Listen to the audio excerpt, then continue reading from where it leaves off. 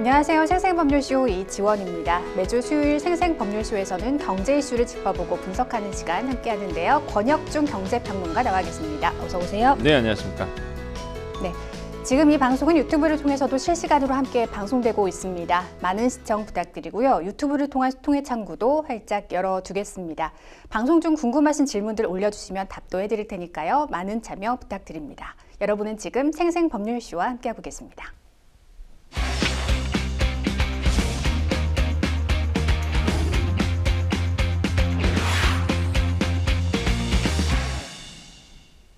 지금 가장 핫한 경제 분야 이슈를 알아봅니다. 생생 키워드 시작하겠습니다. 첫 번째 키워드부터 만나보실까요? 내수 살리기 총력. 내수 살리기 맞습니다. 지금 경기가 너무 어려워서 힘드신 분들 많으실 텐데요. 살려야겠습니다. 이 한국은행이 어제 금융통화위원회를 열고 기준금리를 연 2.75%로 0.25%포인트 인하를 했습니다. 기준금리가 다시 2%대에 진입을 했는데요. 금리 인하 예상하셨습니까? 일단 저는 시장에서는 다 금리 인하를 예상했었고, 네. 저도 경기를 본다 그러면 사실 금리 인하를 할 수도 있겠다라고 생각을 했었는데, 저 개인적 생각은 조금 사실상 동결하기를 좀 원했던 부분이 있었습니다. 아무래도 환율 때문에 그런데요. 지금 환율이 아직도 1,400원대 이상으로 움직이고 있거든요. 1,430원대, 20원대 이렇게 하고 있는데, 물론 며칠 전보다는 1,470원, 60원 할 때보다는 낮아졌지만 그래도 일단 1,400원대 계속적으로 올라서 있는 상태고, 이런 상황에서 과연 이제 금리를 인하하게 된다 그러면 환율에 대한 부담감이 가질 수밖에 없기 때문에 네.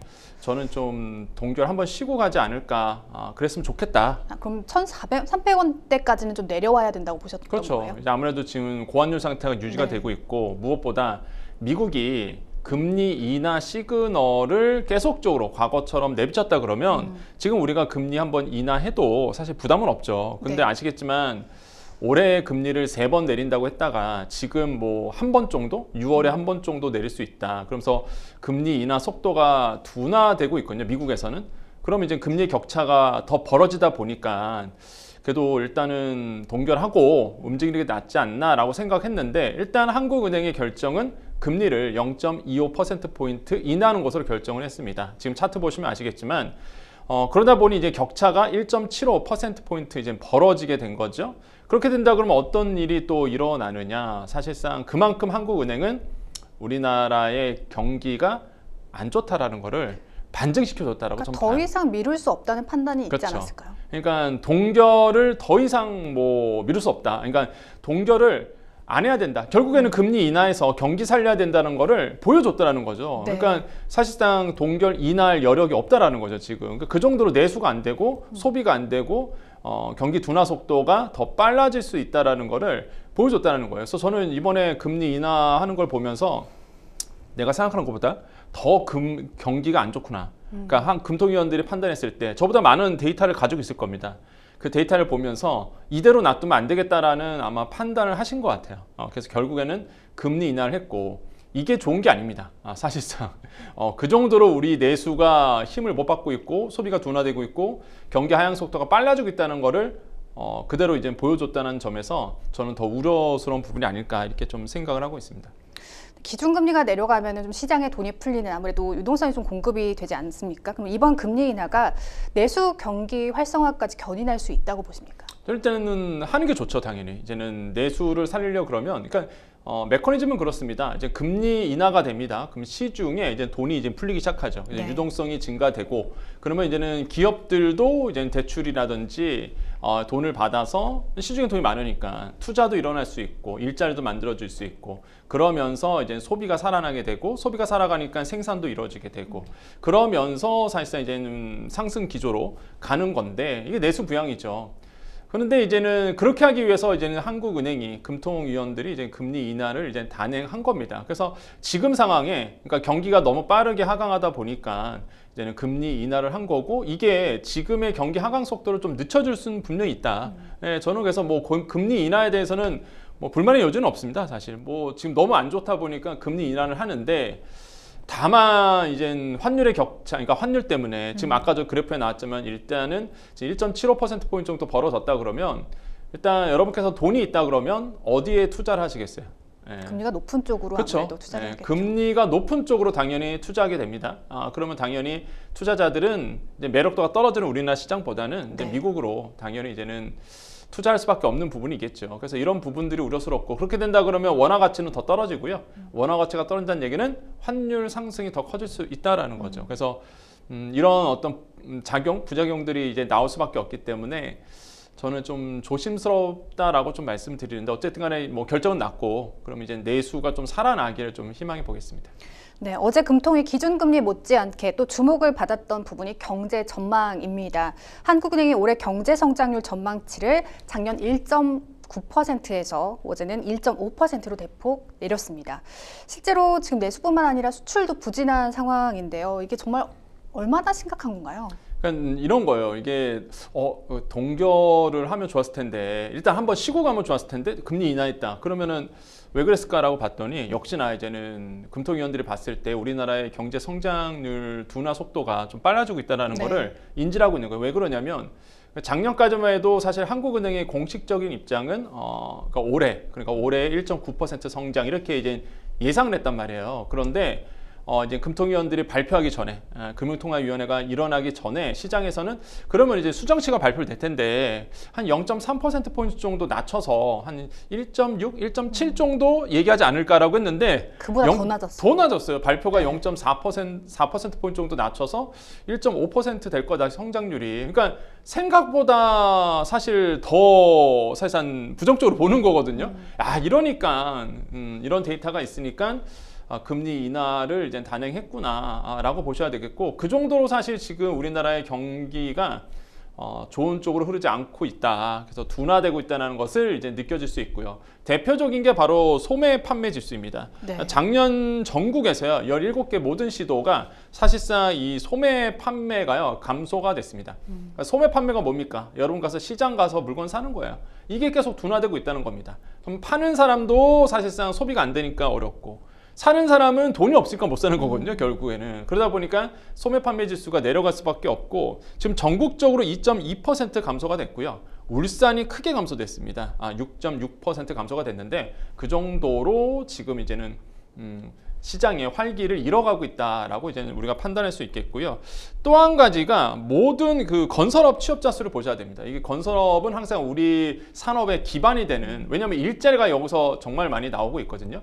건설업 지수가 떨어진다는 얘기는 말 그대로 지금 일하시는 분들이 일자리가 사라지고 있다 이렇게 해석을 할 수 있는데 건설업 취업자 수가 192만 1000명을 이제 기록을 했습니다. 지난달에. 근데 이게 코로나 팬데믹 당시였던 2021년 이후에 3년 만에 이게 200만 명 아래로 떨어진 거거든요. 그 뜻은 뭐냐면 일자리가 점점 취업자 수가 떨어지고 있고 일자리 자체가 없는 거예요, 지금. 그래서 이렇게 보면 우리나라의 소비라든지 생산이라든지 뭐 경기의 활력이 확실히 이제 둔화되고 있다라고 이제 판단할 수밖에 없는 거여서 그래서 이제 한국은행에서 금리를 좀 인하해서 이런 것 좀 살려보자, 경기 부양 좀 해보자라고 이제는 얘기를 하고 있다 이렇게 생각을 해봅니다.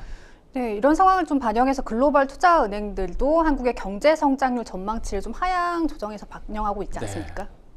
이게 지금 보면은요, 뭐 각국에 있는 IB 은행들도요, 우리나라에 대한 성장률에 대해서 굉장히 좀 낮추고 있습니다. 원래 작년 같은 경우가 이제 올해 우리나라의 성장률을 한 1.5% 정도 이제 낮게 평가했는데 요즘에 수정치가 나오고 있는데 더 낮게 지금 나오는 데도 많아요. 진짜. 그래서 1% 이제 초반 아니면 중반 이렇게까지도 보는 IB 투자 은행들도 이제 나오고 있다라는 거죠. 근데 외국에서 볼 때는 아무래도 한국의 그런 정치적 위기 상황이 더 크게 반영되긴 했을 것 같아요. 그렇죠. 그런 점도 아마 한국은행에서 어제 발표했을 때 그 얘기도 네. 있었어요, 사실. 네. 예, 정치적 리스크에 대한 부담.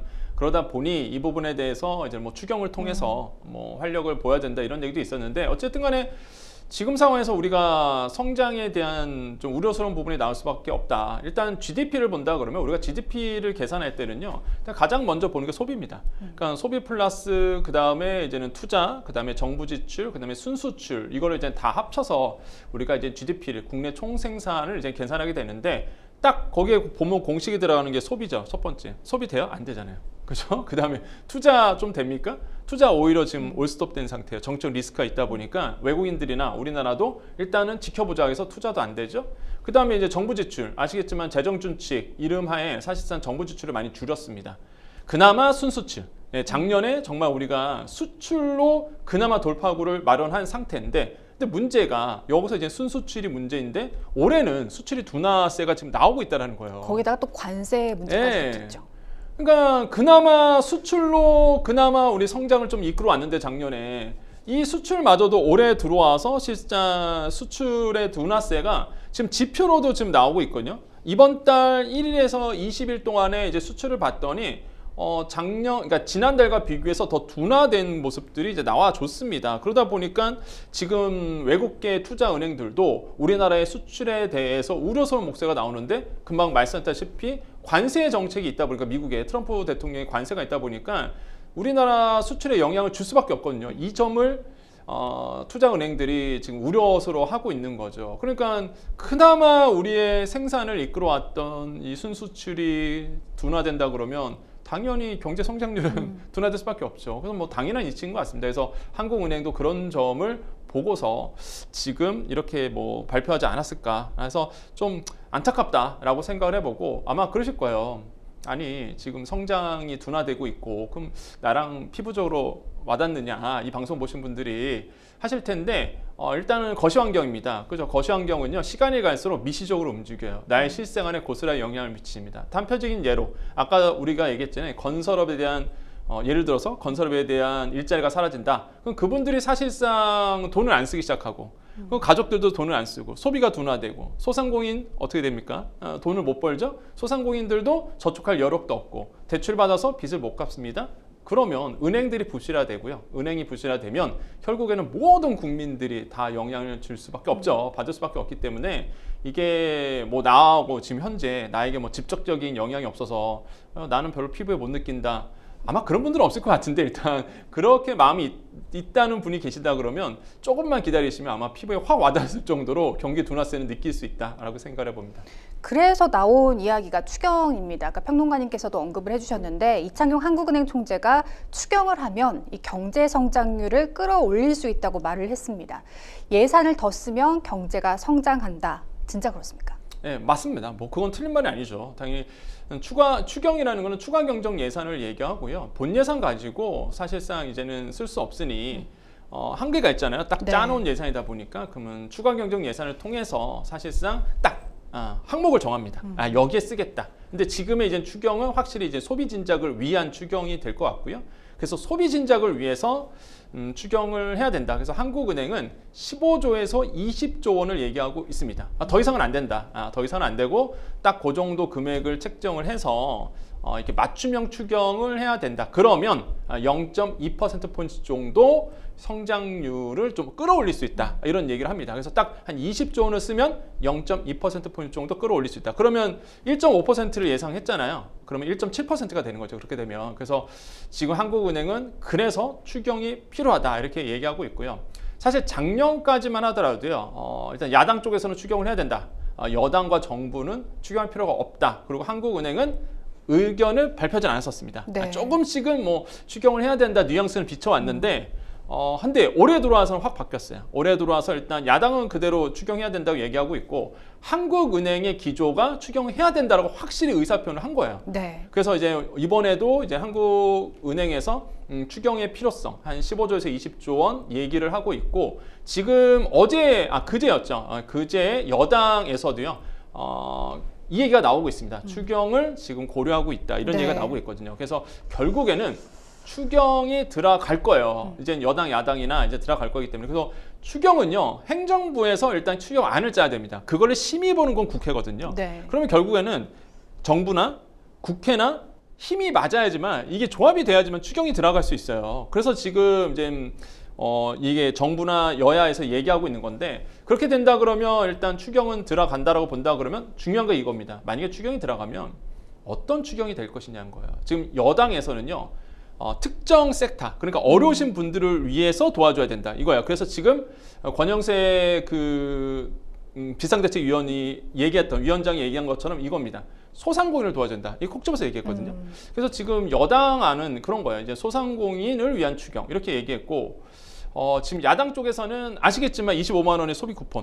예, 전 국민이죠. 전 국민의 소비 쿠폰을 얘기하고 있고 이게 약간 다릅니다. 뉘앙스가. 그래서 결국에는 같은 추경인데 과연 어떤 목적으로 쓰느냐가 여야가 확실히 달라요. 그래서 이건 합의를 해야 됩니다. 어떻게 될지는. 하지만 중요한 건 한국은행이 얘기한 것처럼 추경은 빨리 진행돼야 된다. 이거는 시간 늦추면 안 된다. 그래서 한국은행 총재가 얘기했어요. 빠르면 빠를수록 좋다. 그렇기 때문에 추경은 제가 봤을 때 상반기 안에는 꼭 이루어져야 된다. 이렇게 생각을 해봅니다. 네. 정말 얼어붙은 서민 경제가 좀 살아날 수 있는 분위기가 빨리 조성됐으면 좋겠습니다. 이어서 다음 생생 키워드 만나볼까요? 올릴 땐 확, 내릴 땐 찔끔. 무엇일까요? 월급 이야기가 아닌 건 확실해 보이는데요. 시중은행들이 고객에게 주는 예금 이자는 낮추면서도 고객이 부담하는 대출 금리는 높게 유지하고 있습니다. 이렇게 번 이자만 지난해 41조 원에 달한다고 하는데요. 요즘 예금 금리가 굉장히 낮아져서 이야기들이 좀 나오고 있습니다. 3%대 금리가 사라지는 추세라고요? 그렇습니다. 이게 항상 금리가 얘기 나오면 우리가 항상 이제는 은행들을 항상 볼 수밖에 없어요. 왜냐하면 아까 우리 자막에 나왔지만은 예대금리차 이렇게 얘기를 하잖아요. 그건 뭐냐면 대출에 드는 금리와 그 다음에 은행들 입장에서 이제는 수신금리죠. 예금금리. 이거에 비교를 합니다. 그 차이가 결국에는 은행들한테는 이익이거든요. 한마디로 대출 금리는 높게 하고 본인들이 이제 나가야 될 금리, 그러니까 예금 금리 같은 경우에는 사실상 좁게 해갖고 그 격차가 결국에는 은행들의 수익이 되는 건데.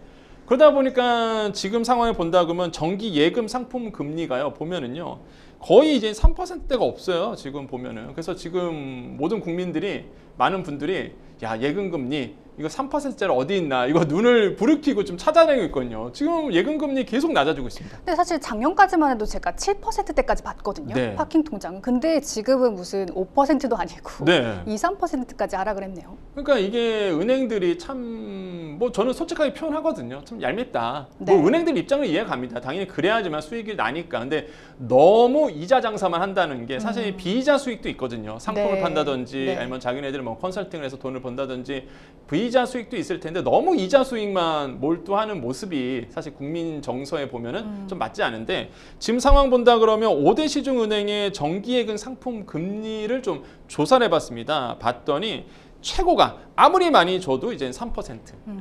그 이하예요. 대부분이 한 2.95, 뭐 2.8, 2.6 이렇게 돼 있거든요, 지금. 그러니까 뭐 예금금리는 뭐예요? 내가 예금해놓고 내가 받는 금리잖아요. 내가 이제는 받을 수 있는 돈인데 이게 점점 줄어들고 있다는 거죠. 그러니까 이런 점들을 봤을 때는 이게 은행들이 그럴 거면 대출금리도 좀 같이 내리던가. 그러니까요. 그 대출금리는 그대로 있고 예금금리만 내리니까 당연히 이제 소비자의 불만이 나올 수밖에 없습니다.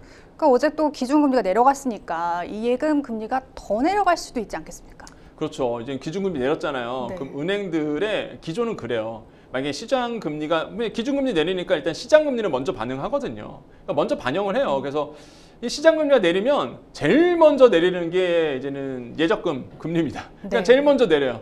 그러다가 시간 흐르고 정부 눈치도 보고 그러면서 슬슬 이제 대출 금리를 천천히 내리게 되는 이렇게 이제는 구조로 이제 가고 있습니다. 그래서 아마 예금 금리는 더 낮아질 거예요. 아마 은행 가셔서 지금 보시면은 아마 3%대 찾기 힘들 거다라고 좀 물론 뭐 제2금융권이라든지 아니면 아까 말씀하셨다시피 뭐 파킹 통장이라든지 특정 목적이 있는 그런 어떤 예금 상품들이야 뭐 3% 이상은 있겠죠. 근데 조건은 까다롭겠죠. 뭐 카드를 엮어야 된다든지 관리비를 그 통장에 내야 된다든지. 그리고 한 50만 원 정도까지만 이자를 쳐준다. 각각의 조건이 아마 달릴 거예요. 그래서 일반적으로 시중 5대 은행의 예금 상품 본다 그러면 아마 3%짜리 예금 금리 아마 찾기 힘들 겁니다. 그렇기 때문에 이런 어떤 상품들이 계속적으로 아마 낮은 상품들이 아마 계속 나올 가능성은 있다 이렇게 생각을 해봅니다. 반면 대출 금리는 말씀해 주신 대로 여전히 높습니다. 기준금리 인하 이후에 오히려 상승했다고 하는데요. 이건 왜 그런 건가요? 그러니까 은행들이 이자 장사한 거예요. 딱 봐도 그러니까 이자 장사를 했다라고 볼 수밖에 없는 게 보시면은 작년 하반기부터 이제 우리나라는 금리 인하를 했습니다. 그 10월과 11월 달에 0.25%포인트씩 한 번 해서 0.5% 금리를 이제 내렸단 말이에요. 그러면 그럼 대출금리 내려가야죠, 당연히. 근데 오히려 그때보다 더 높아졌어요, 대출금리가. 너무한 거 아닙니까? 그러니까 이게 말이 안 된다. 네. 이렇게 이제 얘기가 나올 수밖에 없고, 그래서 은행들이 지금 오히려 이런 대출금리를 내려갔는데, 기준금리가 내려갔는데, 시장금리도 내려갔는데, 어떻게 이렇게 대출금리만 그대로 아니면 조금 높아졌느냐. 이런 건 이제 은행들이 최대 이익을 누리기 위해서 사실상 가상금리를 높였다 이렇게 보시면 돼요. 보통 우리가 대출금리 계산은요, 간단합니다. 은행들이 조달금리가 있어요. 은행들도 이제 돈을 빌려와서 장사를 하는데, 이 조달금리에서 거기서 이제는 가상금리를 붙이게 됩니다. 그래서 은행들이 이제 가산하는 금리죠. 거기에다 우대금리, 한마디로 고객들한테 혜택을 줘야 되는 금리. 네. 이걸 이제 빼서 최종적으로 이제는 대출 금리가 계산돼서 나오는데, 은행들이 가상금리를 계속 높여왔어요.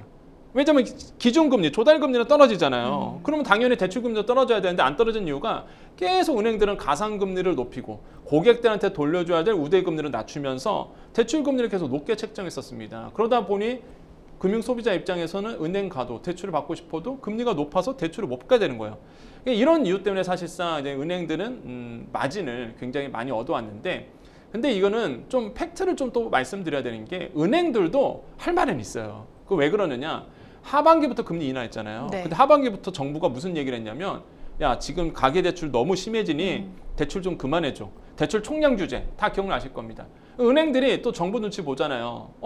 금리는 떨어지고 있는데, 근데 정부에서는 가계대출 너무 심해지니까 대출해주지 말래. 분위기가 대출 안 하는 분위기인 거예요. 그 은행들이 입장에서는 대출을 적게 나가려고 그러면 당연히 금리를 높게 부를 수밖에 없어요. 그래서 가상금리를 높인 겁니다. 물론 은행들 입장에서 아마 그랬을 거예요. 제가 이거는 뭐 제 생각인데, 네. 잘 됐다 그랬을 것 같아요. 잘 됐다. 요즘 좀 이익 좀 얻어야 되는데 정부가 대출해주지 말래. 그러니까 이 핑계로 이 이유를 들어서 그래, 그럼 가상금리 높여. 그래서 이제 가상금리를 계속 좀 높여왔다. 그래서 은행들도 할 말은 있을 겁니다. 아니, 언제는 대출하지 말라면서 또 이제 와서는 왜 금리 높냐고 뭐라는 거야. 할 말은 있겠지만, 그래도 일단 금융소비자들, 정말 취약차주를 중심으로 뭐 이렇게 사회공헌이라든지 다른 어떤 제스처를 좀 취했으면 좋았을 텐데, 뭐 그런 것만 없이 이제 계속 이자 수익만 누리다 보니 당연히 뭐 일각의 비판의 목소리는 계속 나올 수밖에 없다라고 생각을 해봅니다. 실제로 앞서 금감원은 은행권이 기준금리를 반영하지 않고 대출 이자를 올렸다며 점검에 나섰는데요. 평론가님 말씀해 주신 대로 은행권은 대출금리 인상이 금융당국의 가계부채 관리 주문에 따른 것이라는 입장이었습니다. 이 대출금리의 금리 인하가 좀 빠르게 적용이 돼야 한다고 보십니까? 그럼요. 저는 지금 아까 앵커님 말씀하신 것처럼 금감원에서 일단은 얘기를 했습니다. 시중은행 20곳에서 이제는 모니터링을 강화하면서 왜 기준금리가 내려갔는데 대출금리는 동결 아니면 좀 더 높아졌는지 그걸 들여다보겠다라고 얘기했는데, 이거는 사실상 그냥 국민들이 들으라고 한 말이고, 네. 모르겠어요. 당연히 금감원 직원도 다 알지 왜 그런지. 사실상 대출하지 말라 그러니까 분위기가, 아까 은행들 입장에 아까 나왔었잖아요. 앵커님 말씀하셨는데, 아니 뭐 가계대출 규제가 있다 보니 그 분위기에 편성하기 위해서 당연히 대출 금리를 높여왔던 거죠. 그래서 이런 점에서 봤을 때는 이제 또 분위기가 달라졌잖아요. 그래서 이제 금감원이 이제 모니터링 점검에 나서겠다 하니, 이제 은행들은 이제 이유가 없어졌습니다. 네. 핑계거리가 없어졌어요. 그럼 이제는 기준금리 한 번 더 낮췄기 때문에 아마 제가 봤을 때는 오늘부터라도 아마 시간 갈수록 조금씩 아마 대출 금리가 낮아질 거다. 그러면 이제는 여기서 이제는 중요한 포인트가 생깁니다. 일단 갈아타기 하시는 분들 계실 거예요. 분명히 이제는 새 봄철이고, 네. 또 갈아타기를 해야 된다 그러면 이제 주담대를 받아야 되는 분들이 있거든요. 그러면 일단은 조금만 더 기다려 보시면 될 것 같아요. 지금 아직 높거든요. 지금 해봤자 변동금리 같은 경우에도 한 4.7% 이렇게 돼요. 네. 싼 거는 한 3.9까지 있더라고요. 네네. 3.9까지 있는데 지금 보통이 한 4.5 막 이러거든요. 지금 현재 주담대 변동금리가. 그래서 되게 높아요, 생각보다. 그래서 조금 더 기다리시면 아마 조금 더 낮은 금리로 아마 갈아타기 금리가 나올 것 같다. 주담대 금리가 나올 것 같고요. 뭐 신규도 마찬가지입니다. 신규 자체도 아마 조금 더 기다리시면은 좋은 아마 조건으로 대출을 받을 수 있는 길이 열리고, 다만 그건 주의하셔야 돼요. 총량 규제가, 과거 같은 경우는 총량 규제가 1년치를 묶어서 했습니다. 그러다 보니까 어떤 네. 일이 있었냐면 상반기에 네. 은행들이 몰아서 대출해줬어요. 그 다음에 이제는 총량이 하반기에 좀 채워지니까, 줄이고. 네. 하반기 갈수록 대출량을 줄이고. 근데 올해부터는 월별로 쪼갭니다, 지금. 정부가 이거 월별로 규제하고 있거든요. 네. 그러다 보니까 어떤 일이 일어나냐면 균등하게 가는 거예요. 12월까지 균등하게 가는데 월 초에 가셔야 돼요. 지금 가면 없습니다. 대출량이 없어요. 대출 해줄 수가 없어요. 은행들이 지금 아마 가보시면 아실 겁니다. 월 말에 가면은 안 남아 있어요. 그럼 지금 필요하신 분은 3월 초에 가면은 좀 그쵸. 유리할까요? 네, 해서 만약에 대출을 지금 받아야 되는 분들이라면 월 초에 가셔야 됩니다. 3월 초나 4월 초. 근데 저 같은 경우에는 지금 상황을 본다 그러면 아마 한 4월 초면은 좋은 4월까지는 좀 기다려야 그 금리가 반영이 4월 되겠군요. 초는 아마 좋은 조건으로 아마 대출을 네. 받을 수 있지 않을까. 왜냐하면 충분히 금리가 이제 낮아진 상태에서 그때 가면 되지 않을까. 그래서 아마 3월 초에 가시면은 생각보다 높다라고 판단하실 것 같고요. 네. 그래서 조금 더 기다리시면 아마 낮은 금리, 지금보다 낮은 금리는 아마 대출 상품이 나올 수 있다. 그리고 만약에 지금 급하신 분들은 아시겠지만은 핀테크 이런 데 가셔갖고요. 갈아타기 금리 바로 나오거든요. 그래서 이런 것도 활용해 보시면 좋을 것 같습니다. 네. 그럼 계속해서 다음 생생 키워드 만나볼까요? 3월 공매도 전면 재개. 드디어 올게 왔습니다. 우리 증시에서 중단됐던 공매도가 다음 달 31일부터 재개됩니다. 국내 증시에 상장된 전 종목의 공매도가 가능해진 건 2020년 이후 약 5년 만인데요. 자, 오랜만에 공매도가 등장을 했습니다. 공매도에 대해서 간단히 설명해 주실까요? 네, 공매도는요 없는 주식을 파는 겁니다. 근데 네. 나는 없잖아요 주식이. 그럼 어떻게 되겠어요? 빌려와야 되겠죠. 네. 많은 분들이 좀 헷갈려 하시는데 제가 이 판사봉 이거 움직이나요? 이게 앵커님 겁니다. 이게 10,000원이라고 해볼게요. 근데 저는 이거를 이렇게 10,000원 주고 빌려옵니다. 없으니까 저는 이거 10,000원 주고 이렇게 빌려왔어요. 그러니까 이게 지금의 10,000원의 가치거든요. 저는 이거를요 시장에 내다 팝니다. 없는 게 빌려온 거예요. 우리 앵커님께. 이거 앵커님 겁니다. 나는 이게 빌려와서 이거를 10,000원에 팔았어요. 그럼 저한테 뭐가 생기죠? 10,000원이 생기죠? 10,000원이 생겼어요. 그러면 이제 내가 갚아야 되잖아요. 앵커님께. 이거를 그대로 돌려줘야 되잖아요. 그럼 시장에 나가요, 다시. 시장에 나가서 이걸 다시 내가 사옵니다. 근데 시장에 나갔더니 이게 10,000원이 아니라 9,000원이 돼버린 거예요. 그러면 나는 9,000원에 사오면 되잖아요.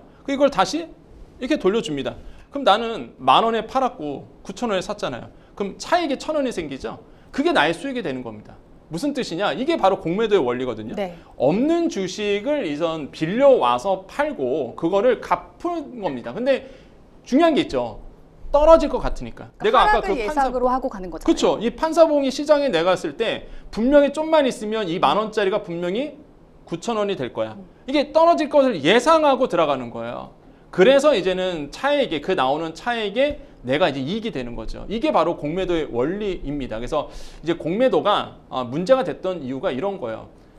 없는 주식을 빌려옵니다. 예를 들어서 제가 형체가 있잖아요. 앵커님의 그 판사봉을 내가 있는 거를 빌려왔잖아요. 이건 합법입니다. 이건 합법인데 무차익 공매도라고 해서 없어요.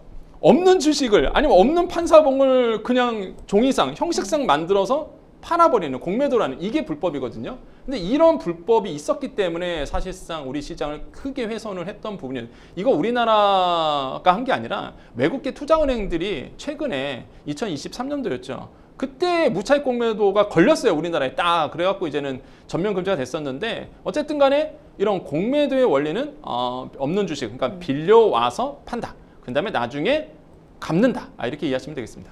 말씀해 주신 것처럼 코로나19 시기와 대규모 불법 공매도 적발 등을 이유로 전면 금지, 또 일부 재개, 다시 전면 금지 등 참 공매도의 우여곡절이 많았던 것 같습니다. 근데 개인 투자자 입장에서는 이 공매도 너무 걱정이 많습니다. 그럼요. 왜냐면 기관에 비해서 좀 정보력도 떨어지고요.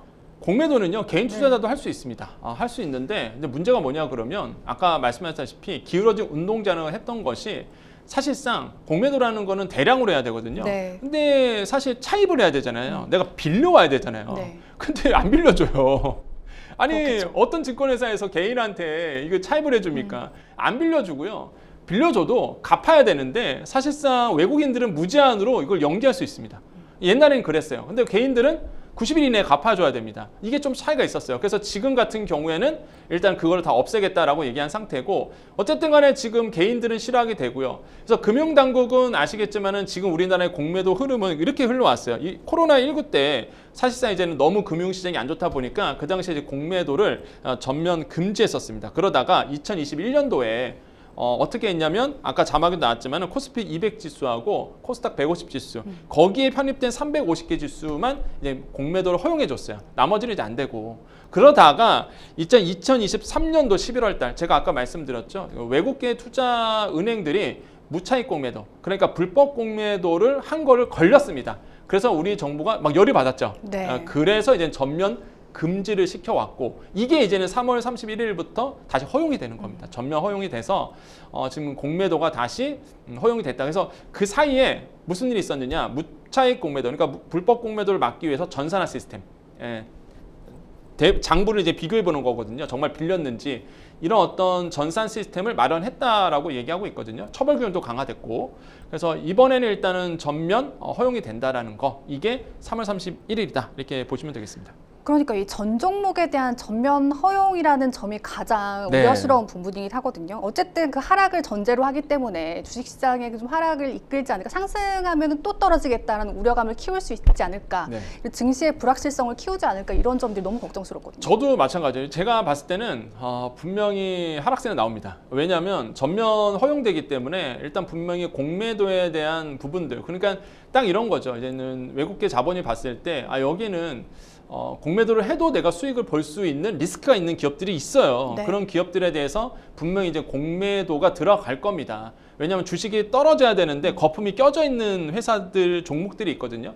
거품 걷어내면 확 떨어지거든요. 그러면 공매도 투자 세력들은 당연히 네. 이익을 볼 수밖에 없기 때문에 이런 종목들을 아마 찾아다니면서 분명히 공매도가 들어올 거고 그러면 이제 주식 시장에서는 제가 봤을 때는 뭐 악영향, 변동성이 커질 수 있다라는 거는 말씀드리겠는데 근데 이제 정부 당국은 그런 생각인 것 같아요. 일단은 공매도를 허용을 안 하는 게 너무 부담스러운 거죠. 왜냐면 공매도는 사실상 불법이 아니거든요. 그리고 무엇보다 우리가 MSCI 지수의 선진 지수로 편입이 돼야 되는데 아직도 우리가 신흥국 지수에 머물고 있어요. 그 뜻은 뭐냐면 인덱스 펀드 같은 경우가 사실 MSCI 지수를 추종을 하거든요.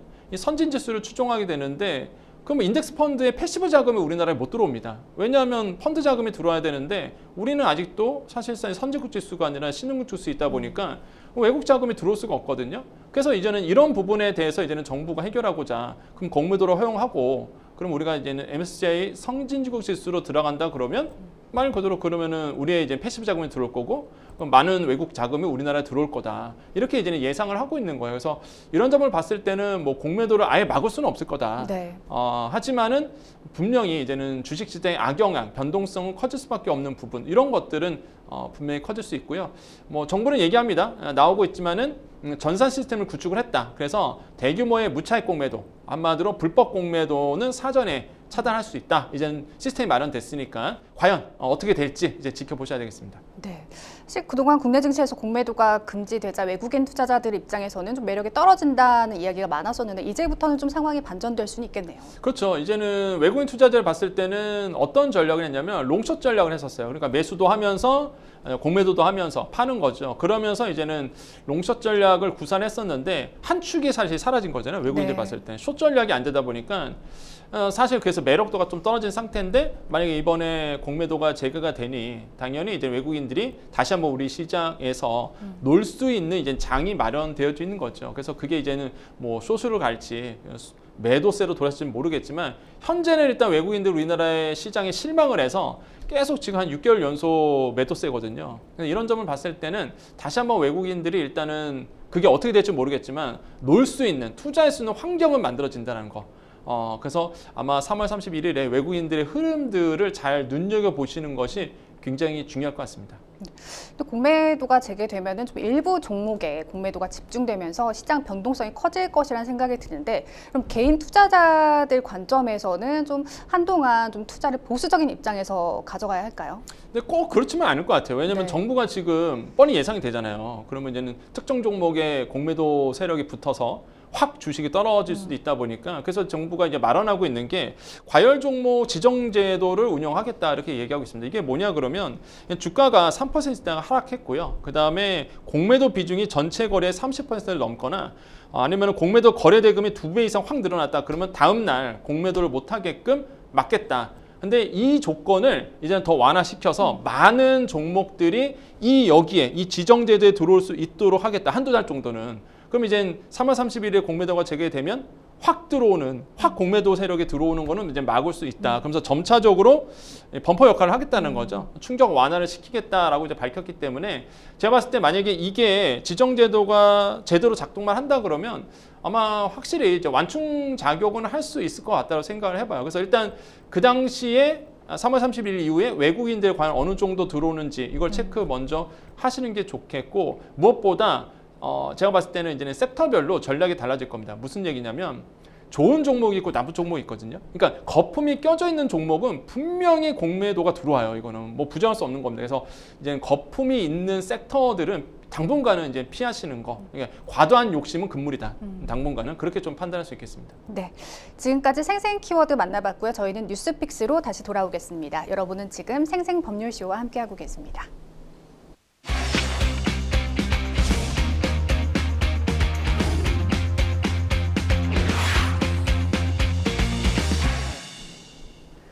분야별 가장 핫한 소식을 집중 분석해보는 시간 뉴스픽스 시작하겠습니다. 매주 수요일 경제 분야 주요 이슈들을 짚어보고 있는데요. 오늘 만나볼 첫 번째 주제는 중국, 한국 반도체 기술 추월입니다. 반도체 분야 핵심 기술 역량에서 한국이 2년 만에 중국에 추월당했다는 평가가 나왔습니다. 그동안 중국의 위협이 무섭다고는 해도 아직은 좀 추월당할 정도는 아니라는 인식이 지배적이었는데요. 자세한 내용 살펴주시죠. 네, 이 뉴스에 정확히 아셔야 되는 거는 뭐 우리나라의 생산 기술이 미국보다 뒤떨어졌다 이건 아닙니다. 그러니까 원천 기술에 대한 부분들이 이제 우리가 뒤처지고 있다라고 우리가 해석을 하시면 돼요. 그 원천 기술은 뭡니까? 연구개발, R&D 쪽이거든요. 이런 쪽에서 우리가 중국보다 좀 뒤처지고 있다. 근데 사실 그것만으로도 좀 충격적이죠. 그러니까. 사실 우리나라가 훨씬 더 기초 연구라든지 반도체 쪽에서는 연구가 잘 되고 있다라고 판단했는데 이제는 상황이 좀 달라졌다라고 보는 거예요. 지금 반도체 기초 역량 관점에서의 이제 비교 분석 자료인데요. 실제 이게 고집적 저항 기반 메모리가요. 지금 보시면 아시겠지만 기술입니다. 이게 기초 역량이에요. 한국이 3위고 중국이 2위입니다. 그러니까 중국의 앞선 종목들이 정말 많네요. 많죠. 반도체 첨단 패키징 기술도 지금 보시면 한국과 중국이 같고요. 고성능 저전력 인공지능 반도체에 대한 부분 이것도 중국이 우리보다 앞서 있습니다. 전력 반도체도 마찬가지고 차세대 고성능 센싱 기술도 중국이 우리보다 앞서고 있어요. 그러니까 이런 기초 역량에 대해서 중국이 우리나라를 뛰어넘고 있다는 거죠. 이 점은 뭡니까? 시간만 지나면 지날수록 이제는 중국의 반도체가 우리나라를 앞지를 수 있다. 기초 역량뿐만 아니라 네. 생산에서도 충분히 이제 이뤄낼 수 있다는 게 무시무시한 거다. 그래서 많은 분들이 자꾸 이제 중국의 기술력을 무시하는데 저는 그렇지 않습니다. 여러분 이제는 인정할 건 인정하셔야 돼요. 뭐냐면 전기차, 그다음에 로봇 이거는요 우리나라보다 훨씬 더 뛰어납니다. 기술이. 네. 배터리 기술도 마찬가지고 이거는 인정을 해야 돼요. 우리가 인정을 하고 이걸 이겨내려고 노력을 해야 되는데 이게 너무 많은 분들이 잘못된 정보로 인해서 무작정 실험만 하시는 거예요. 중국이 난 싫어 이러면서 인정을 자꾸 안 하려 하시니까 오히려 우리가 더 뒤처지는 것이 아닐까라고 저는 생각을 해봅니다. 그렇기 때문에 중국의 기술력이요. 이미 아시겠지만 로봇 산업은요. 이미 세계를 휩쓸고 있습니다. 반성하고 우리가 이걸 다시 이겨내려고 노력을 해야 된다라고 저는 생각을 하고 있습니다. 그러니까 전문가들이 참여한 설문조사 결과가 이렇다는 건 분명한 변화가 있었다. 그러니까 우리도 좀 인식의 변화를 가져올 필요가 있다는 것을 보여주는 것 같은데요. 이제 중국 화웨이의 플래그십 스마트폰에 여전히 우리 기업의 반도체가 사용되는 등 기술 격차가 여전하다는 인식이 사실은 계속 있었는데 왜 이렇게까지 역전이 된 걸까요? 그러니까 우리가 투자를 안 했습니다. 예, 그동안 왜냐하면 중국은요. 첫 번째 이유가 그거예요. 반도체 굵기 이런 얘기 들어보셨을 겁니다. 중국은요 천문학적인 금액을 써서 자국 내 반도체 산업을 살리기 위해서 중국 정부가 나서서 반도체 살리기 나섰어요. 이게 금액을 봤더니 네. 224조 원을 투자했습니다. 중국 정부가 반도체 굵기로 인해서 이거 살리려고. 너무 대단한데요. 한국은행이요 어제 네. 금통위원회에서 네. 한국은행 총재가 무슨 얘기했습니까? 뼈 아프다. 뭐가 뼈 아프냐? 우리가 그동안 기술 개발을 너무 게을리했다. 이 얘기를 했거든요. 저는 그 말에 너무 공감했어요. 네. 정부 자체가 사실 기술 개발하는데 10년 동안 멈춰져 있다는 거죠. 다른 나라는 그렇지 않았거든요. 중국 보십시오. 224조 원 쓰면서 자국 반도체 살리려고 그렇게 용을 써서 결국에 해냈잖아요. 지금 더 무서운 게 장비, 소재, 우리가 소부장이라 얘기합니다. 소비, 소부, 부자재라든지 장비 이런 것들. 그래서 사실 이런 것들에 대해서 내국화하려고 하고 있어요 지금. 네. 그래서 야 이런 게 뭐 장비라든지 소재라든지 이런 거에 대해서 지금 내국화하려고는 자국 내에서 이루어지게 하는 이런 어떤 노력들도 지금 보여주고 있다는 거죠. 그래서 중국이 지금 계속적으로 뭐 투자하고 있는 거. 그다음에 두 번째로는 논문 채택률인데 저도 이거 보고 깜짝 놀랐습니다. 그러니까 네. 논문 채택률은 뭐냐 그러면 기초 역량, 기초 연구를 했을 때 좋은 논문은요, 많은 연구자들이 그걸 참고를 합니다. 그렇죠. 이게 채택률인데 논문 채택률을 봤더니 지금 보니까 중국이 한 92건 논문 수가 관련된 거에 미국이 55건, 한국이 44건, 그다음에 대만이 20건. 중국이요 지금 미국보다 더 많아요 이게. 그러니까 그 정도로 사실 중국의 기초 역량, 반도체 기초 역량이 계속적으로 나아가고 있다라고 보시면 되겠고.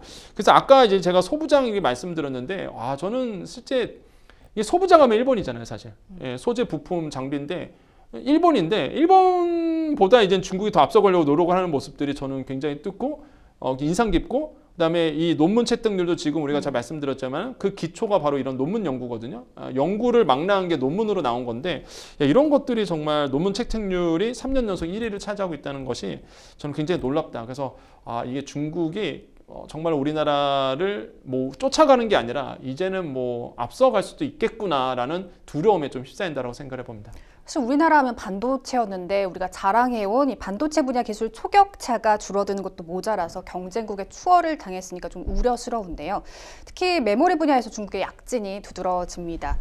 메모리 반도체 기술 우리나라가 좀 독보적이지 않았나요? 그럼요. 메모리는 삼성, SK하이닉스 아직도 근데 독보적입니다. 이거는 시장 점유율을 봤을 때 50% 이상은 우리가 메모리 반도체는 그러면 좀 많이 따라오고 있는 네, 거죠. 석권은 하고 있어요. 하지만 이제 중국이 이제는 좀 계속적으로 기초 역량에서 나오고 있다라고 생각해봐요. 근데 아직도 메모리 반도체 쪽은 아시겠지만 삼성전자, SK하이닉스, 마이크론 이 3사가 이제 전 세계적 주도권을 잡고 있습니다. 하지만 중국이 무섭게 따라오고 있다는 거는 부정할 수 없는 현실이라고 보시면 되겠고, 근데 어떻게 이렇게 빠르게 사실 이렇게 치고 올랐을까라고 본다 그러면 저는 물론 다양한 요인들이 있을 거예요. 자체적으로 연구 개발한 것도 있겠지만은 우리나라 지리를 가깝잖아요. 네. 예, 우리나라의 산업 인력들이 중국으로 많이 갔습니다. 예, 그러니까 높은 연봉으로 좀 많이 맞습니다. 줄였군요. 예, 자본 아까 224조 이렇게 얘기했잖아요. 네. 그 금액 중에 일부는 분명히 우리나라의 그 인재 스카웃에 아마 스카웃을 하고자 아마 많은 금액을 썼을 거라고 저는 생각을 해봐요. 그래서 네. 우리나라의 기술 인재들이 해외 쪽으로 많이 갔는데 그 중에서도 이제는 중국 쪽으로 많이 갔기 때문에 생각보다 더 빠르게 기술력이 올랐던 이유가 우리나라의 인재 유출도 하나의 한 몫을 차지했다라고 저는 생각을 해봅니다. 최근 일본 반도체 기업 키옥시아는 세계 최초로 332단까지 쌓아 올린 낸드 메모리를 내놨습니다. 중국과 일본의 부상, 미국의 관세 부과 예고까지 우리 반도체 시장을 둘러싼 여건이 참 암울합니다. 그래서 정치권에서 반도체 업계에 가장 시급한 현안인 주 52시간 예외 적용을 서둘러야 한다는 지적이 나오고 있는데요. 동의하십니까? 전 동의합니다. 저는 솔직히 왜 자꾸 이걸 때문에 물론 뭐 다양한 생각이 있으실 거예요. 근데 52시간제가 뭐냐 그러면 좀 설명을 드리면 우리가 기본 40시간 일하잖아요. 거기에 네. 연속 근로에서 연장 근로에서 12시간에서 52시간제를 하고 있습니다. 52시간을 절대 못 넘어요. 우리나라는. 그런데 반도체 연구하시는 분들도 이 규정을 무조건 지켜야 됩니다. 52시간 내에서 무조건 해야 돼요. 그거 넘어가면 안 됩니다. 일을 못 해요. 그래서 이제 반도체 업계에서 무슨 얘기를 하느냐? 아니 연구를 더 하고 싶다. 일을 더 하고 싶다. 그러니까 52시간제에서 좋다. 예외만 돼달라. 반도체 연구에 대해서 R&D 쪽에서는 52시간제에서 예외사항을 좀 더 달라라고 얘기하고 있는 건데 이게 지금 정치권에서 패스가 안 되고 있어요. 그러니까 지금 계속적으로 야당 쪽에서는 반대를 하고 있고 무조건 지켜라 이거고, 사실상 산업계에서는 반도체 쪽에서는 좀 유예를 해달라라고 얘기하고 있는데 저는 개인적으로 해야죠. 유예해서 더 연구할 수 있도록 저는 충분히 해야 된다. 왜 그러냐면 지금 보면은요. 대만 아시죠? TSMC 같은 경우가 삼성을 앞질렀습니다. 그 TSMC 같은 경우가 10년 전에요. 이 파운드리 기술에 대해서 연구 개발을 하기 위해서 하루 24시간 풀 가동하는 이제 나이크워크 프로젝트를 진행했었어요. 그러니까 24시간 풀 가동하는 거예요. 그래서 지금 세계를 석권하고 있습니다. 중국도 마찬가지죠. 중국 테크 기업은요. 조사를 봤더니 오전 8시 출근에 오후 9시 퇴근 주 6일 시스템 하고 있습니다.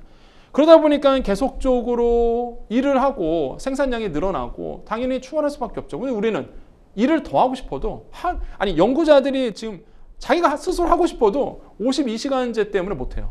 이거는 사실상 제가 봤을 때는 너무 사실 문제가 많다 좀 보고 있고, 그래서 지금 뭐 이거는 기업의 목소리가 아니라 실제 연구자를 만나면 얘기가 동일하거든요. 그래서 이거는 좀 반도체 쪽은 예외사항을 둬서 좀 연구를 더 할 수 있도록 해주는 것이 저는 당연히 맞지 않나라고 저는 생각을 하는데, 뭐 다른 의견이 분명히 있을 겁니다. 그 의견이 있으시면 우리 법률방송 댓글에다가 남겨주시면 재미있는 또 댓글이 될 것 같습니다. 네. 자, 뉴스픽스 두 번째 주제로 넘어가 보겠습니다. 두 번째 주제는요. 임금 근로자 평균 소득은 월 363만 원입니다. 통계청이 발표한 2023년 임금 근로 일자리 소득 결과를 보면 지난 2023년 12월 근로자의 평균 소득은 363만 원으로 나타났습니다. 이게 세전 금액인 거죠? 자세한 내용 짚어주실까요? 예, 맞습니다. 뭐 세전 금액이고요. 제가 오늘 오전에 이제는 수업이 있어서 대학 수업이 있어서 네. 오전 학생들한테 요 얘기하고 왔어요. 학생들에게 네. 우리 학생들 이제 취업 앞두고 있는데 우리 통계가 하나 새로 나왔다 이러면서 2023년도 12월 기준으로 임금 근로자의 평균 근로와 그다음에 중위 소득이 나왔는데 그래서 이게 설명을 해줬어요. 이게 어떤 거냐면 그러니까 평균 소득이 뭐냐 그러면 일단 임금 근로자의 전체적인 평균입니다. 한마디로 고액 연봉자도 있을 거고요. 좀 낮게 받으신 분도 있을 거예요. 이걸 그냥 평균치를 낸 겁니다. 이게 363만 원 이렇게 보시면 되겠고요. 중위 소득은요 278만 원 나왔는데 이 중위 소득은 뭐냐 그러면 쭉 나열을 합니다. 그냥 제일 낮은 분부터 해서 고액 연봉까지 쭉 나열을 한 다음에 거기에 딱 중간 지점에 계시는 분, 중간 지점에 있는 분. 그래서 중위 소득까지 보셔야 돼요. 이게 평균의 함정은 완전 고액 연봉이 있을 수 있잖아요. 그 네. 평균치를 훅 끌어올립니다. 지금 중위 소득이 278만 원이에요. 그렇죠. 그래서 이게 278만 원이다 보니까 이제는 평균 소득보다 낮은 거예요. 이게 네. 중간값입니다. 딱 중간에 계시는 분들. 그래서 이렇게 평균 소득과 중위 소득도 같이 이제 보셔야 되는데 어쨌든 간에 지금 저 정도 지금 우리나라는 받고 있구나라고 이제는 판단할 수 있겠다. 그래서 이게 평균 소득을 보면 전년 대비해서 한 2.7% 올랐고요. 중위 소득은 4.1% 정도 이제 증가가 됐습니다. 이렇게 소득에 대한 집계가 나오면 항상 따라다니는 것이 기업 규모별 또 성별에 따른 임금 차이입니다. 대기업과 중소기업 근로자 간의 남녀 간의 소득 격차 여전했습니다. 이 임금 격차 해소를 위한 정책적 지원 필요하지 않을까요? 저는 필요하다고 봐요. 왜냐하면 오늘 학생들한테도 제가 똑같은 얘기했는데 대기업이 593만 원입니다. 평균 네. 소득이. 근데 중소기업은 298만 원이에요. 거의 뭐 2배. 왜 차이가 날까? 뭐 대기업이 많이 벌어서? 네. 물론 여러 가지 이유가 있을 거예요. 근데 이유 중 하나가 노조 때문에 그렇습니다. 그러니까 노조가 일단 힘이 있으면 사실 임금 근로자에 대한 대변을 하잖아요. 그렇기 때문에 이제 임금이 높아지는 경향이 있어요. 우리나라는. 근데 만약에 노조의 힘이 없다 그러면 사실상 사측에 끌려다닐 수밖에 없기 때문에 임금이 낮습니다. 그래서 저는 항상 말씀드리는 건데 노조라는 건 불법이 아니에요. 합법적인 노조는요 충분히 우리나라의 노동권을 권리를 할 수 있는 주장이 있습니다. 그렇기 때문에 우리나라의 현실을 저는 잘 보여줬다라고 저는 생각을 해보겠고 사업장 규모별로요 직장 직원이 300명 이상이신 분들 평균 근로가 477만 원이었고 50에서 300명 규모가 364만 원, 50명 미만이 이제는 271만 원. 그러니까 대기업 말 그대로 근로자가 많은 쪽에서 임금이 더 높았다라는 것도 요즘에 조사가 됐고 특히 제가 제일 안타깝게 생각하는 거 남성과 여성의 근로자의 평균 소득이 다릅니다. 남성분들은요 426만 원 받았어요. 평균 소득이. 그런데 여성 근로자는 279만 원을 받았습니다. 이거 왜 그럴까요? 이거는 뻔합니다. 임원에 여성이 없어요. 기업을 가보면 여성 임원이 없습니다. 그러니까 당연히 고액 연봉이 안 나와요. 구조적으로. 근데 왜 여성이 임원이 없느냐? 회사에서 나가라 그러니까요. 임신했다고 그러면 나가라. 뭐 출산했다고 그러면 나가라. 했죠. 저는 네. 이거 되게 불만입니다. 그래서 저는 학생들한테 똑같은 얘기를 해요. 뭔 얘기느냐? 사회진출 열심히 해라. 그리고 나가라 그래도 나가지 마라. 이런 얘기 하거든요. 그래서 저는 좀 여성분들도 좀 이렇게 오래 회사를 좀 다녔으면 좋겠다. 그래서 고액 연봉도 받고 임원도 돼서 별도 달고 그래서 이렇게 남성과 여성 근로자의 임금 격차가 이런 것 때문에 벌어지다 보니 좀 이런 거는 좀 좁혀져야 된다고 저는 생각을 해봅니다. 통계청이 발표한 또 하나의 보고서 국민 삶의 질 2024를 보면요. 한국인의 소득은 증가하고 있지만 삶의 만족도는 하락하고 있는 것으로 나타났습니다. 소득과 행복, 삶의 만족은 비례하지 않는 걸까요? 그렇죠. 이게 지금 재밌는 게 소득은 증가해야 됐는데요. 지금 삶의 만족도, 여행 일수, 그다음에 범죄 비율은 사실 좀 낮아졌습니다. 그러니까 한마디로 소득은 높아지는데 삶의 만족도는 굉장히 떨어지고 있는 게 굉장히 조금 우리의 현실을 잘 보여줬고요. 그다음 특징이 저소득자 같은 경우는요, 삶의 만족도가 너무 많이 낮았습니다. 이게 통계로 나왔고요. 오히려 이제 고소득자 같은 경우에는 평균 600만 원 이상 버시는 분들 월급이죠. 이게 6.6점이 나와서 그래서 굉장히 높게 나왔거든요. 그래서 삶의 만족도가 지금 이렇게 연봉하고 좀 관련이 있구나라는 것도 이번에 나왔다라고 보시면 되겠고 안타까운 거 자살률도 굉장히 9년 만에 더 높게 나와서 이런 점들 우리 사회가 좀 반성해야 되지 않을까 생각을 해봅니다. 네. 생생법률쇼 어느덧 마칠 시간입니다. 오늘 함께해 주신 권혁중 평론가님 고맙습니다. 네, 감사합니다. 네, 생생법률쇼 오늘 준비한 내용은 여기까지입니다. 시청해 주신 여러분 고맙습니다.